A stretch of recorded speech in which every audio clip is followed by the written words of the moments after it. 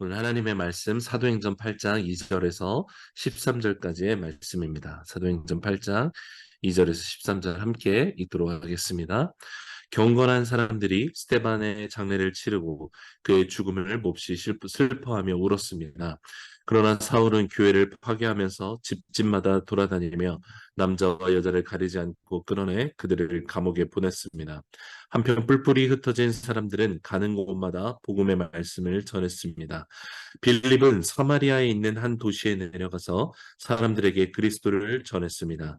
빌립의 말을 듣고 그가 일으키는 표적들을 본 사람들은 모두 그의 말을 주의 깊게 들었습니다. 많은 사람들에게 붙었던 더러운 귀신들이 찢어질 듯한 소리를 지르며 떠나갔고 많은 중풍병 환자들과 지체 장애인들이 나았습니다. 그리하여 사마리아 도시 안에 큰 기쁨이 생겼습니다. 그런데 그 도시에는 전부터 시몬이라는 사람이 마술을 부려 모든 사마리아 사람들을 놀라게 하고 자신이 스스로 대단한 사람인 양 우쭐댔습니다.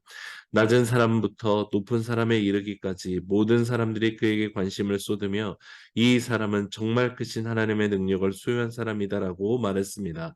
시몬은 마술로 오랫동안 사람들을 놀라게 했기 때문에 사람들이 그를 따라다녔습니다.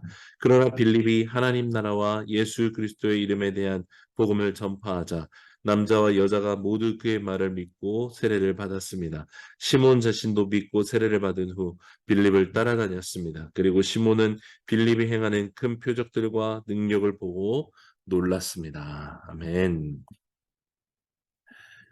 이제 스데반의 죽음, 최초의 순교자가 된 스데반의 죽음으로 인해 이 초기 교회에는 큰 반향들이 일어나기 시작하죠.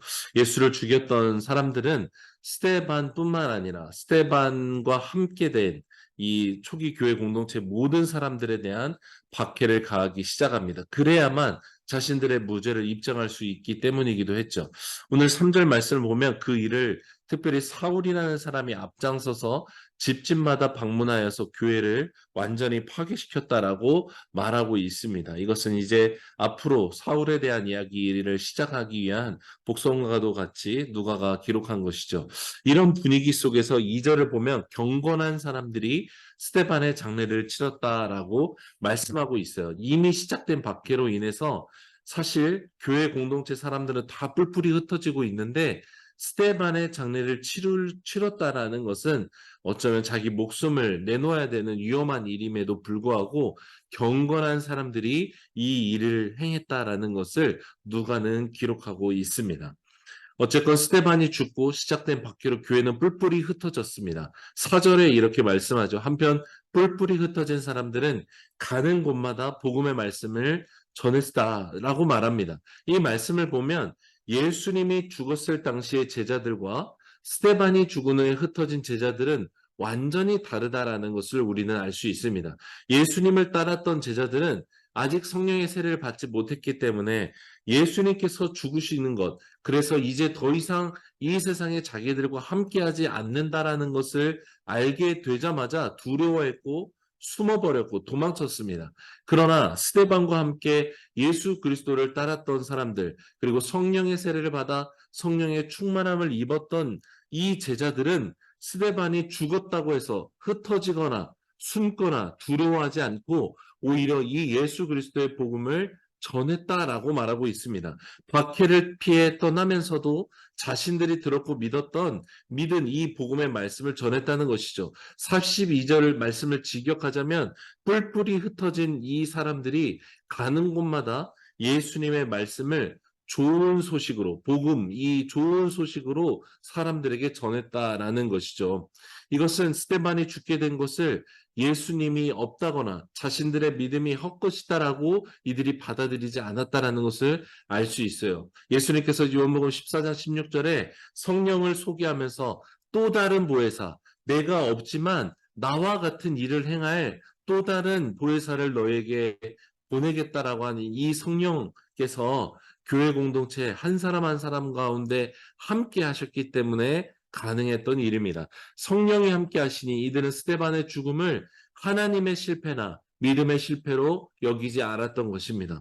고통이 와도 고난이 와도 하나님의 부재로 받아들이지 않고 오히려 더욱 하나님의 말씀을 전하는 계기로 삼았다라는 것이죠.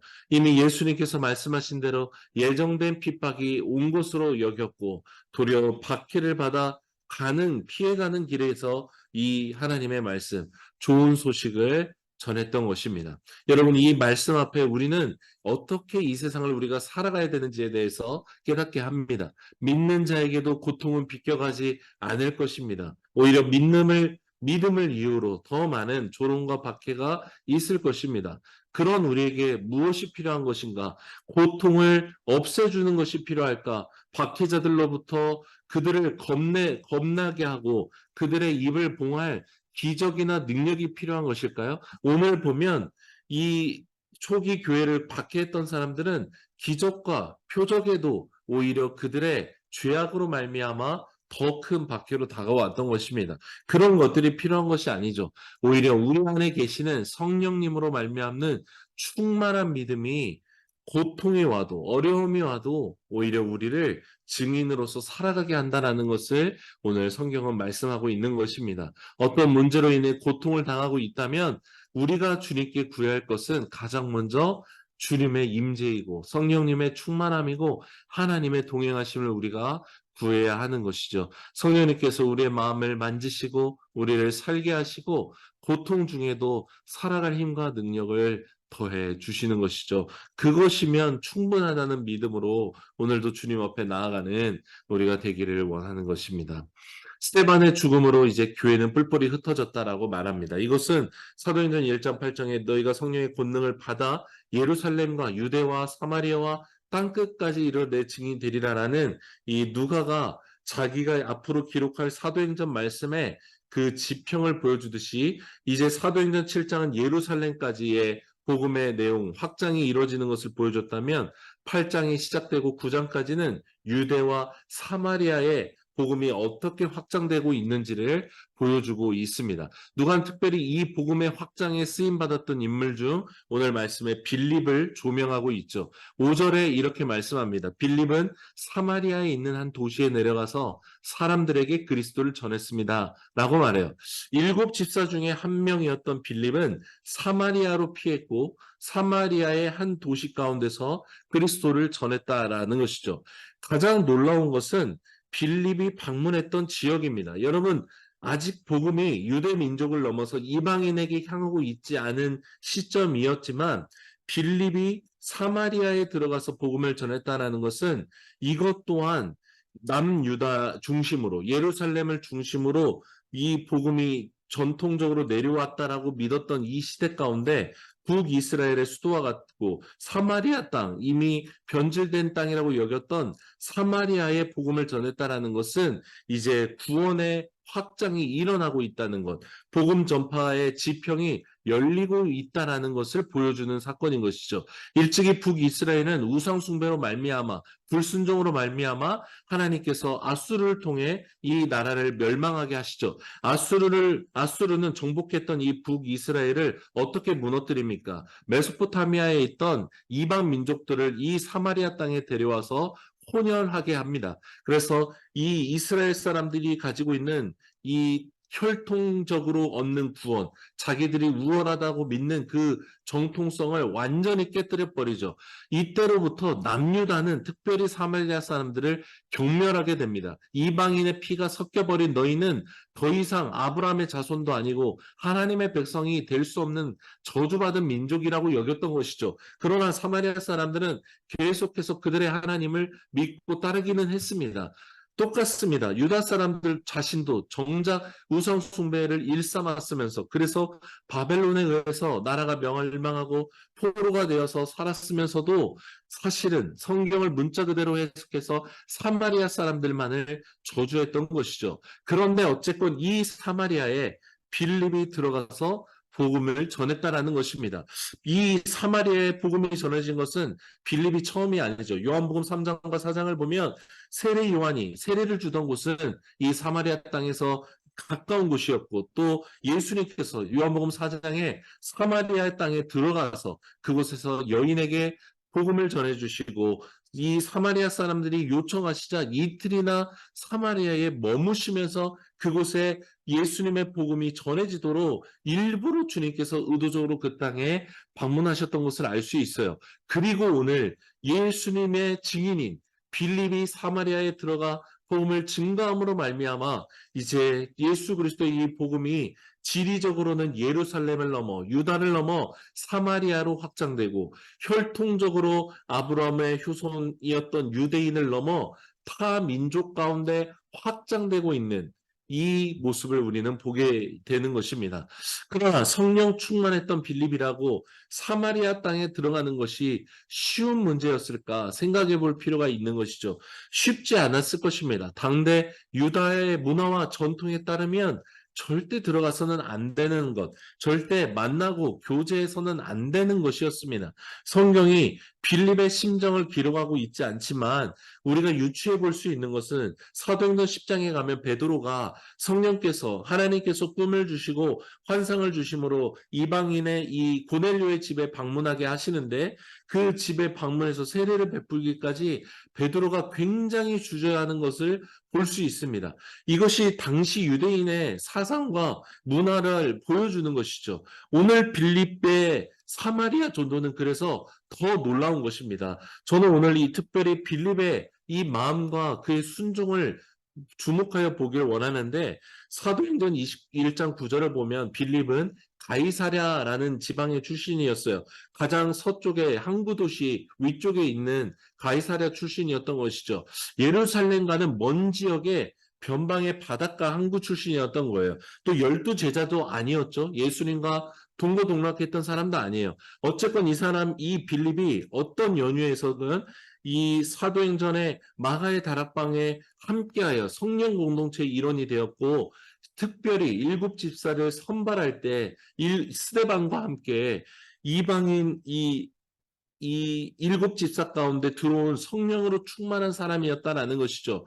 이 변방 출신의 평신도 빌립의 사마리아의 사역은 그가 자라온 배경에 성령 충만함을 입은 결과로 나타난 거라는 것입니다. 항구 출신으로 수많은 이방인을 접했을 빌립은 구원의 좋은 소식을 전하기 위해서는 어떤 곳이든지 어떤 사람이든지 성령께서 만나게 하시면 순종했던 것입니다. 오히려 베드로는 자기의 전통에 묶여 쉽사리 나아가지 못했던 것에 반해 빌립은 기꺼이 자기가 쓰임 받는다라면 가지 못할 곳, 만나지 못할 사람이 없었다라는 것이죠. 그런 빌립은 8장 후반부에 에디오피아 내시를 만나 복음을 전하고 그 자리에서 바로 서해례를 베풀기까지 하는 것, 이것은 결코 우연이 아닐 것입니다. 여러분, 바로 하나님께서는 우리 각자를 우리 인생에 맞게 부르시고 사용하시는 것입니다. 우리의 각자의 상처와 환경에 그 빚어져 있는 경험을 통해 우리를 통해 하나님은 구원의 좋은 소식을 그 환경에 맞는 사람들에게 또 전하기를 원하신다는 것이죠. 오늘 3절에 박해자 사울의 열심이 전도자 바울의 열심이 되어서 이방인의 사도가 되어 목숨을 다해 평생 살았던 것과 마찬가지입니다. 사랑 여러분, 하나님께는 그래서 쓸모없는 사람이 없는 것입니다. 사람들은 우리가 가진 소유나 출신을 보고 그것을 가지고 능력이 있고 없다라고 판단하지만 하나님께는 아무것도 아닌 것이죠. 하나님은 모두 하나님의 형상대로 지음받은 존귀한 주의 자녀인 것입니다. 중요한 것은 무엇입니까? 주님이 사용하실 수 있는 깨끗한 그릇이며 순종하는 그릇이 될 거냐는 것입니다. 때로 스데반과 순교와 같이 내가 이해할 수 없고 받아들일 수 없는 결과가 온다 할지라도 그 상황에서도 주님을 신뢰함으로 끝까지 주님을 믿는 믿음으로 나아갈 것이냐라는 것입니다.